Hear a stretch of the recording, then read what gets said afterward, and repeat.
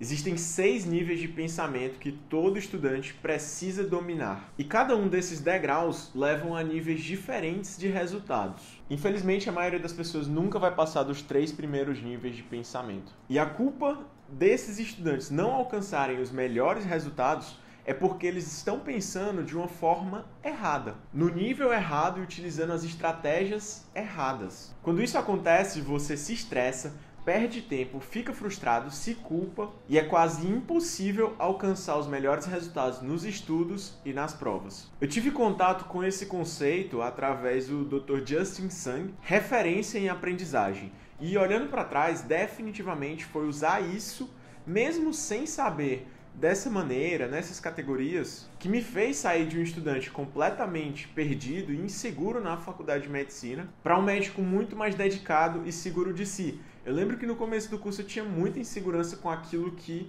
eu sabia ou deixava de saber. Hoje eu posso não saber de tudo, mas eu sei como chegar lá e eu estou construindo a minha trajetória. E com certeza, quando chegar no final desse vídeo, você vai saber qual nível de pensamento que você está operando hoje e em que nível você precisa chegar. Mas já adiantando, provavelmente é um nível mais alto do que você pensa. Então vamos para o primeiro nível. Aqui no nível 1, basicamente o que você vai fazer é memorizar. Então, tudo que significa lembrar de informações, memorizar coisas, são habilidades que estão inclusas no nível 1 dos níveis de pensamento. Então, aqui na nossa pirâmide, memorizar está incluso no nível 1. Isso inclui todas as habilidades de memorização repetitiva. Ficar lendo e relendo um assunto.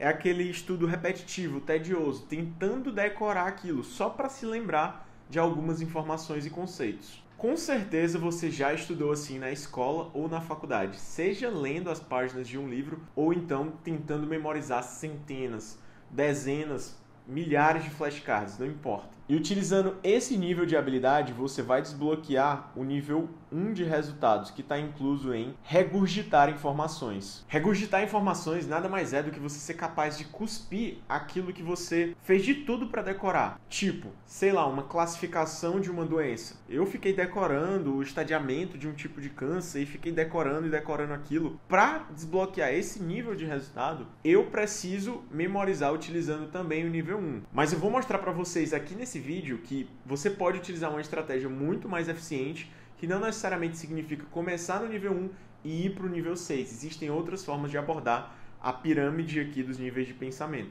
Não é que essa técnica não funcione, é porque ela não é eficaz para reter conhecimentos a longo prazo. Quantas vezes você já memorizou tudo para uma prova e depois que passou não lembra mais de nada? É por isso que o nível 1 ele permite que você cuspa aquelas informações pouco tempo depois. É aquilo que a gente chama da memória de curto prazo. E com certeza é algo que é válido utilizar. Eu mesmo estou utilizando a memória de curto prazo para um concurso que eu vou fazer em breve. Mas eu também utilizei a memória de longo prazo para outras informações. É válido lembrar que essa habilidade é útil na escola, é muito utilizada, mas dificilmente é útil na vida real. Quando você vai trabalhar, o tipo de habilidade que é necessária não é muito ficar decorando coisas. Então agora vamos para o segundo nível de pensamento, que eu vou colocar aqui no segundo degrau, e basicamente isso é entender. Então você consegue perceber que agora não só memorizo coisas, agora tem um certo grau de entendimento. Inclusive, 2 alunos diferentes podem estar lendo o mesmo texto, mas com percepções diferentes. Um deles está apenas tentando decorar os principais pontos, memorizar, enquanto o outro está tentando entender, realmente aprender aqueles conteúdos.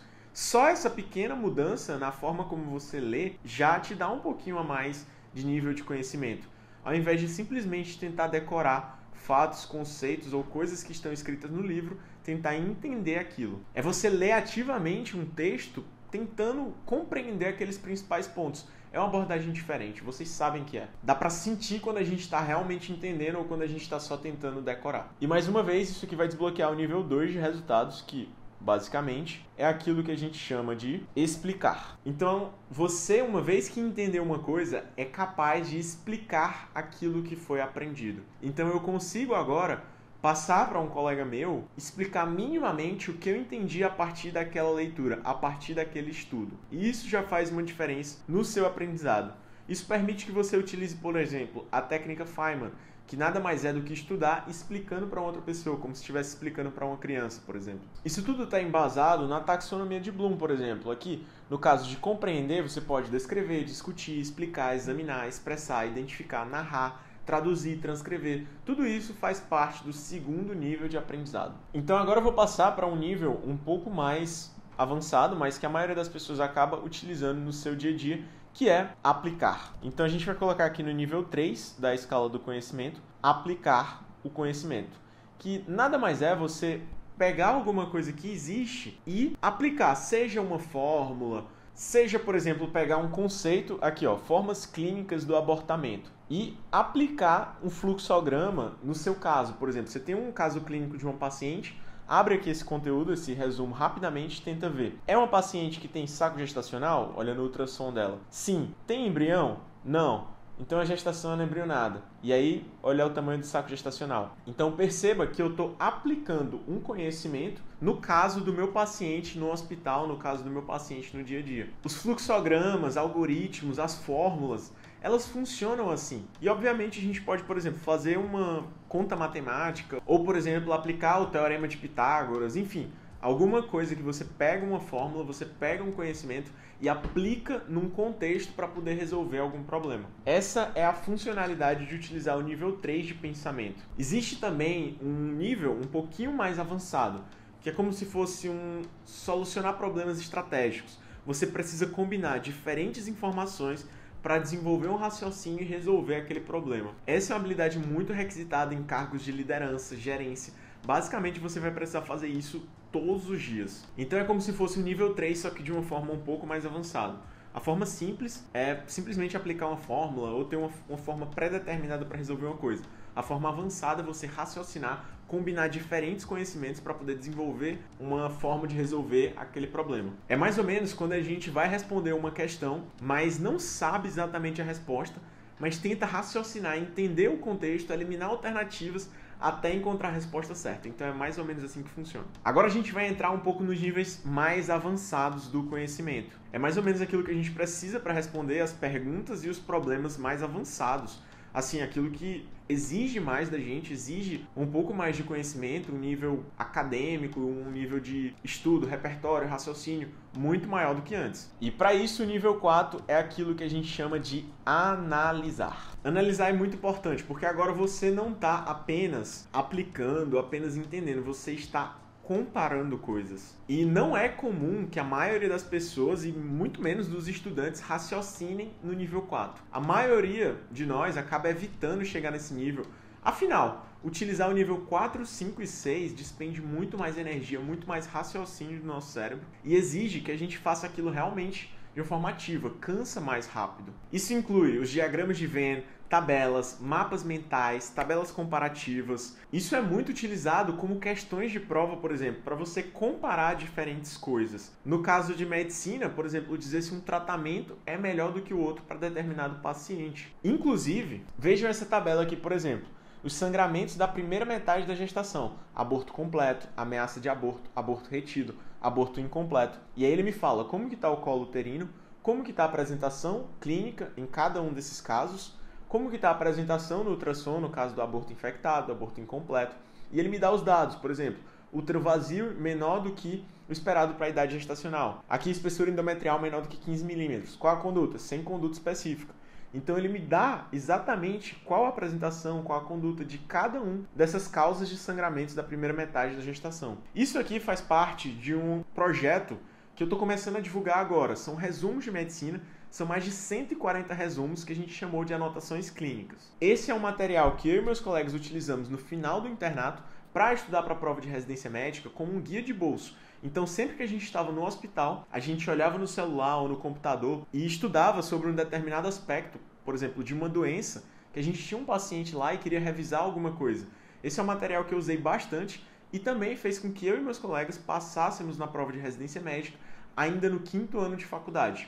Eu passei para a clínica médica, meus outros colegas passaram para cirurgia e psiquiatria utilizando somente esses materiais. E questões, obviamente. Então, anotações clínicas inclui tudo o que você precisa para o ciclo clínico, internato e até para estudar para a prova de residência médica.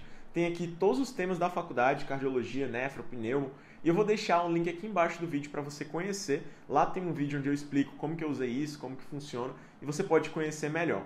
Então aproveitem, porque está com um valor super especial lá que a gente está vendendo, e com certeza isso vale muito mais do que o valor que está lá divulgado no link. Então é só clicar no primeiro comentário fixado neste vídeo para poder conhecer esse material incrível. Ele foi preparado usando os principais cursinhos de residência médica, a nossa experiência pessoal e também as atualizações que a gente faz aqui com constância. É só clicar no link aqui embaixo para poder conhecer esse material. Mas voltando aqui para a nossa pirâmide, isso requer um esforço mental, um esforço maior para ser feito, chegar no nível 4. E o nível de resultado que você vai desbloquear utilizando essa forma é a habilidade de comparar conceitos. E embora as pessoas possam fazer isso, utilizar essa estratégia para estudar, não fazem porque é desgastante. Requer que você fique sempre se policiando, desenhar uma tabela e tentar raciocinar e lembrar daqueles conceitos e comparar coisas, dizer quando que se usa uma numa situação, quando que se usa outra em outra situação. Então exige muito da gente. E tem até artigo científico falando sobre essa visão errada de esforço contra benefício. A nossa percepção ela é equivocada nesses casos de um estudo comparativo, por exemplo. A maioria dos estudantes, segundo essa pesquisa científica, tem essa visão errada do esforço-resultado por essa forma de se estudar. Acham que não estão evoluindo, quando na verdade essa é uma excelente forma de estudo. A dica que eu posso dar para vocês é utilizar ferramentas como a inteligência artificial, ChatGPT, pegar bancos de questões prontos para entender a forma como você pode utilizar a comparação para tirar notas melhores. Por exemplo, digamos que você esteja estudando hipertensão arterial sistêmica, no meu caso aqui de medicina. E você vai comparar, por exemplo, a hipertensão estágio 1 com a hipertensão estágio 2 ou estágio 3, ou comparar as diferentes medicações e quando que você inicia cada uma delas. Você pode, por exemplo, solicitar para o ChatGPT para fazer isso para você. Vou até mostrar um exemplo. Então eu coloquei aqui para o chat. Por favor, faça 5 perguntas sobre hipertensão comparando as diferentes formas de tratamento medicamentoso. Caraca, as perguntas até que ficaram interessantes. Como os diuréticos se comparam aos inibidores da enzima conversora de angiotensina em termos de eficácia no controle de pressão arterial a longo prazo? Quais são as principais diferenças nos efeitos colaterais entre os bloqueadores de canais de cálcio e beta-bloqueadores? Então isso aqui é só um exemplo, óbvio que você pode direcionar ele melhor. Essas perguntas aqui estão até muito abertas, né? No caso, se fosse uma prova ou uma coisa de medicina, não seria exatamente assim que seria perguntado. Você poderia colocar casos especiais ou até mostrar um artigo ou alguma coisa para poder fazer ele te direcionar melhor. Lembrando que a maior parte dos exames universitários e as coisas que a gente precisa na graduação e pós-graduação precisam chegar pelo menos nesse nível de pensamento. Só que a maioria dos estudantes não chega a estudar nesse nível, e isso é ainda muito mais comum no nível 5, que é o que eu vou falar agora. O nível 5 significa avaliar. Nada mais é do que saber fazer julgamentos sobre a relevância ou importância de diferentes informações. Por exemplo, entender qual conceito é mais importante do que outro.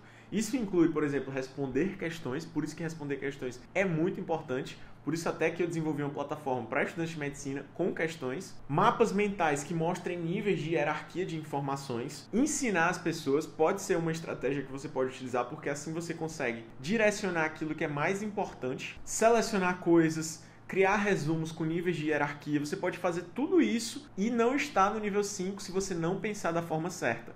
O que realmente vai fazer diferença entre um mapa mental simples ou um mapa mental no nível 5, um resumo simples, um resumo no nível 5, é que você realmente pensa onde fica cada coisa, a hierarquia das informações. Voltando aqui para o nosso anotações clínicas, que eu estou utilizando como exemplo, percebam que a gente colocou aqui um resumo de síndromes glomerulares.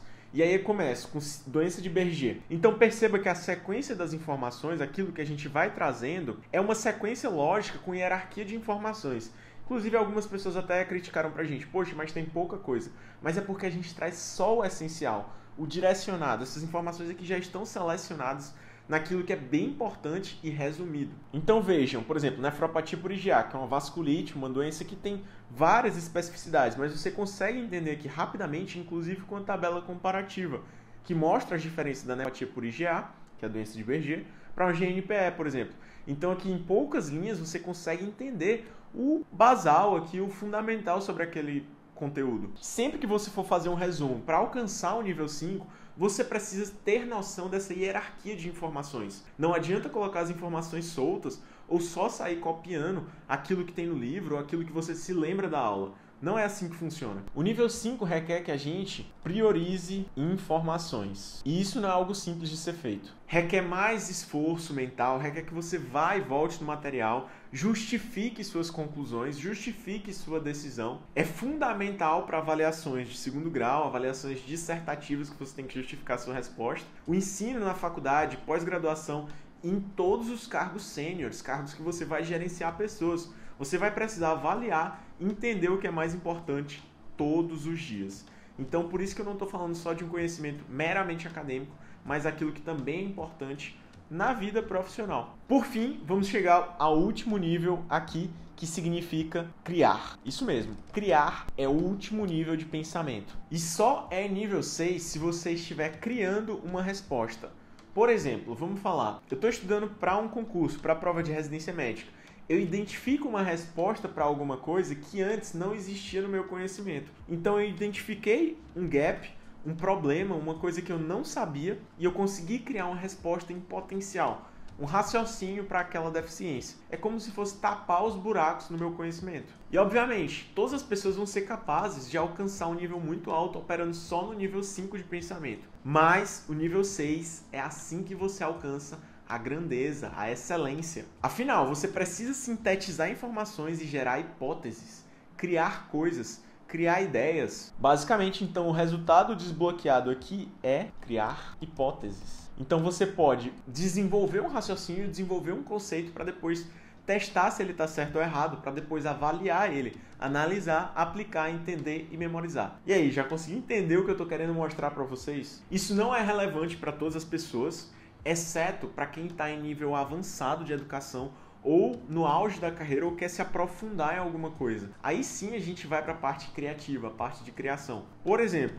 eu passei a entender muito mais sobre estudos, a saber fazer muito mais coisas, a ser mais produtivo quando eu comecei a criar e testar as minhas próprias formas de se estudar. Então, definitivamente, uma vez que você encontrou uma coisa que você quer ser realmente bom, é necessário sair do nível 6 e começar pelo nível 4, 5, 6, até explorar toda a pirâmide do conhecimento, então fazer um caminho inverso. Inclusive, isso tem a ver com aquilo que eu chamo de alcançar os níveis superiores mais rápido. O método tradicional significa você simplesmente sair aqui do nível 1 até o nível 6. Mas o que eu quero mostrar para vocês é que talvez seja mais fácil fazer o caminho inverso. Sair aqui do nível 6 e voltar para o nível 4, ou então do nível 5 e voltar para o nível 2.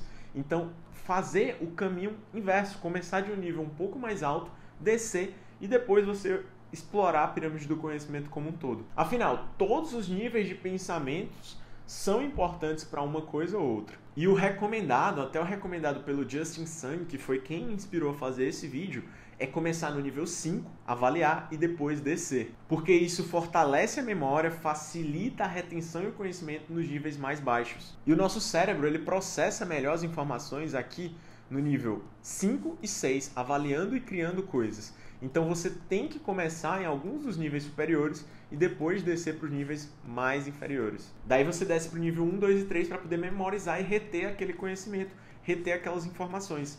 Você tem também que memorizar uma coisa ou outra sim. Sem contar que quando você foca em avaliar, o cérebro automaticamente melhora a capacidade de lembrar, explicar e resolver problemas. Espero que esse conteúdo tenha feito sentido para você. Eu realmente gostei muito de explorar essa ideia, de entender que o que funcionou para mim tem uma teoria por trás e o que eu posso recomendar para vocês é focar em alcançar os níveis superiores de pensamento para poder melhorar a eficiência do seu aprendizado. Isso serve tanto para a vida acadêmica como também para a vida profissional. Se você começar a pensar um pouco mais no nível 5, vai parar de ficar se esquecendo de tudo que tenta lembrar. E definitivamente, quando a gente faz um esforço mental maior, quando a gente se esquece de informações e tenta relembrar, tenta resgatar, aquilo fica muito mais tempo na nossa memória e é criada uma informação muito mais forte e consistente. Obrigado por assistir. Se quiser ver um vídeo onde eu falo como se lembrar de tudo que você estuda, é só clicar aqui ao lado e eu te vejo lá. Valeu!